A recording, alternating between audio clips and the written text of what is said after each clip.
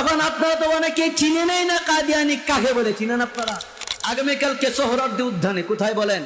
সোহরাওয়ার্দী উদ্যান ঢাকাতে কাদিয়ানীদের বিপক্ষে, কার বিপক্ষে বলেন? কাদিয়ানীদের বিপক্ষে ওলামায়ে কেরাম সম্মেলন ডেকেছে, সমাবেশ ডেকেছে। ওই ওলামায়ে কেরাম যে সমাবেশ ডেকেছে কাদিয়ানীদের বিপক্ষে। এখন আপনারা তো অনেকেই চিনে নেই না কাদিয়ানি কাকে বলে, চিনেন আপনারা?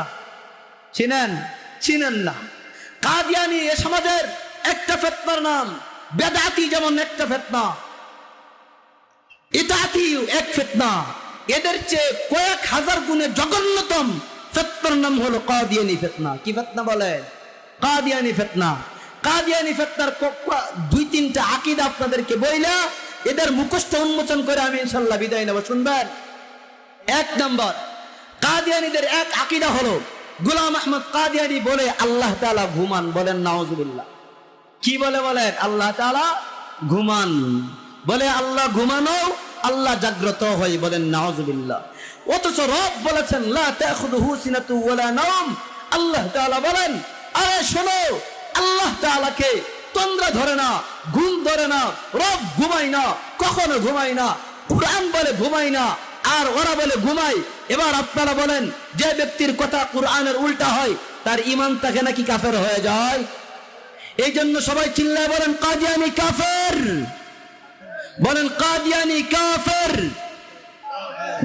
দ্বিতীয় নম্বর, ওদের আরেকটা আকীদা বলি। গোলাম আহমদ কাদিয়ানী বলে আমি আল্লাহর স্ত্রী। নাউজুবিল্লাহ বলে। কি কয়? বলেন আমি আল্লাহর স্ত্রী। ও বলতেছে আমি একদিন কাশফের মধ্যে দেখলাম আমি নারী হয়ে গেলাম, আর আল্লাহ আমার কাছে আসছেন, আইসা আল্লাহ তার যৌবনকে আমার উপর প্রয়োগ করছে। বলেন নাউজুবিল্লাহ। তার আরেকটা দাবি হলো, সে বলে আমি আল্লাহর ছেলের মতো। নাউজুবিল্লাহ বলেন। গোলাম আহমদ কাদিয়ানী বলে আল্লাহ আমাকে বলেছে আমি আল্লাহর সন্তানের মতো। বলেন নাউজুবিল্লাহ। অথচ রব বলেছেন লাম ইয়ালিদ ওয়া লাম ইউলাদ। আল্লাহ তাআলা বলেন আল্লাহর কোনো সন্তান হয় না, আল্লাহর কারো সন্তান না। এবার বলেন, যে আল্লাহর স্ত্রী দাবি দেয় ওইটার ঈমান থাকে, যেটা আল্লাহর সন্তান দাবি দেয় ওইটার ঈমান থাকে। এরপরে ওদের আরেকটা আকীদা, ওর আরেক দাবি হলো, সে বলে আনা মামুরুম মিনাল্লাহ। বলে আমার কাছে আল্লাহর পক্ষ থেকে ওহী আসে। বলেন নাউজুবিল্লাহ। কি বলে? বলেন আমার কাছে আল্লাহর পক্ষ থেকে ওহী আসে। বলেন আমাদের নবীর পরে আর কোন কি নবী আছে? বলেন। এ সমাজের মধ্যে দেখবেন অনেক ধান্দাবাজ, অনেক সিন্নিখোর, অনেক লম্পট, অনেক আশিক রাসূলের নামধারী অনেক ব্যক্তি এমন আছে যারা এ সমাজের মধ্যে ইশক রাসূলের দাবি দেয়, যারা আশিক রাসূলের লিফলেট লাগাই, নানান জায়গায় লিখে বলাই আমরা আশিক রাসূল। বাকি হলো ওইদিকে কাদিয়ানীরা নবী আলাইহিস সালামের খতম নবুয়ত নিয়া, নবী আলাইহিস সালামের খতম নবুয়তের চাদর নিয়া তারা হেসা করে, আর এরা এদিকে তবু সিন্নি নিয়া পয়রা থেকে। কথা ঠিক না বেঠিক? এই কারণে বুঝে নিবেন, নবী আলাইহিস সালামের খতম নবুয়তে টানা হেসা করে, নবীর সামনে টানা হেসা করে, নবী আলাইহিস সালামের খতম নবুয়তের চাদর নিয়া টানা হেসা করে, তবু যারা সিন্নি নিয়া ঘুরে বেড়াই, ওখানে কোনো প্রতিবাদ করে না, ওখানে কোনো স্লোগান তোলে না, ওখানে কোনো আওয়াজ উঠায় না, এর কোনো প্রতিবাদ করে না। বুঝে নিবেন এগুলো প্রকৃত ইশক রাসূল না, আশিক রাসূল না, এগুলো হলো আশিক সিন্নি। কি বলেন? আশিক সিন্নি। এই কারণে আপনাদেরকে বলি, শুনেন, কাদিয়ানী এত বড় জঘন্য। গোলাম আহমদ কাদিয়ানী সে নিজেকে নবী পর্যন্ত দাবি দিয়েছে। বলেন নাউজুবিল্লাহ। বলেন আমাদের নবীর পর আর কোন নবী আছে? এটা কি আমার কথা আপনার নাকি ডাইরেক্ট আল্লাহ বলেছেন? রব বলেছেন খাতামুন নবিয়্যিন, নবী বলেছেন আনা খাতামুন নবিয়্যিন। আল্লাহ বলছে শুনো নবী মুহাম্মদ কেমন।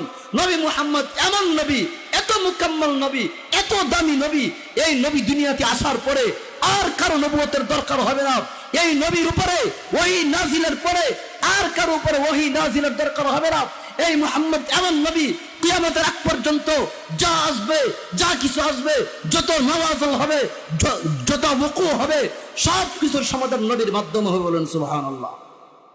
বুঝতেছেন? এরপরে ওদের আরেকটা দাবি হলো, ও বলে আনা মুজাদ্দিদ। কি বলে? আনা মুজাদ্দিদ। মানে ও নাকি মুজাদ্দিদ। মুজাদ্দিদের ব্যাখ্যা কি? মুজাদ্দিদের ব্যাখ্যা হলো দ্বীন ইসলামের মধ্যে নতুন করে সংস্কারকারী। কি করি? বলেন ইসলামের মধ্যে সংস্কারকারী। ও বলে তার একটা কিতাব আছে, নাম হলো আল বুশরা। এই কিতাবের মধ্যে লিখছে যে নবী মুহাম্মদ যে ধর্ম নিয়ে আসছে ওই ধর্মকে সংস্কারের জন্য আল্লাহ আমাকে পাঠাইছে, এই ধর্মকে সংস্কার করতে হবে। অথচ পরিষ্কার আল্লাহ বলছেন আল-ইয়াওমা আকমালতু লাকুম দীনাকুম ওয়া আতমামতু আলাইকুম নি'মাতি। রব বলেছেন নবী শুনেন, আপনার উপরে এই যে কোরআন দিলাম, এই কোরআন যখন অবতীর্ণ করা শেষ, আমার বিধান যখন দেওয়া শেষ হলো, শুনেন আজ থেকে ইসলামকে আমি পরিপূর্ণ করে দিলাম। আজকের পরে আর কোন ইসলামকে সংস্কারের দরকার হবে না, কারো কোন ইসলামকে সংস্কার করার দরকার হবে না। এখন আপনারা বলেন যাদের ভিতরে এমন আকীদা থাকে এগুলো কাফের না মুমিন বলে? কাফের কিনা বলেন? এখন কাফেরকে কাফের দেখা দরকার কিনা বলেন? অবশ্যই দরকার। কেন দরকার? কারণ হলো কাফের যদি মুমিনের নাম নিয়ে চলে, অন্যান্য সরল মনা মুমিনগুলো ওদের মার পেতে পারে, ওদের ঈমান হারাবে। বুঝতেছেন? এই কারণে উলামায়ে কেরাম আগামীকালকে ডাক দিয়েছেন, যাদের সুযোগ হবে, সময় আছে, সুযোগ আছে, সুস্থ আছি, শক্তি আছে, আর টাকা আছে, আমরা ইনশাআল্লাহ আগামীকালকে দেখা যাব। কারণ হলো এটাই আশিক রাসূল।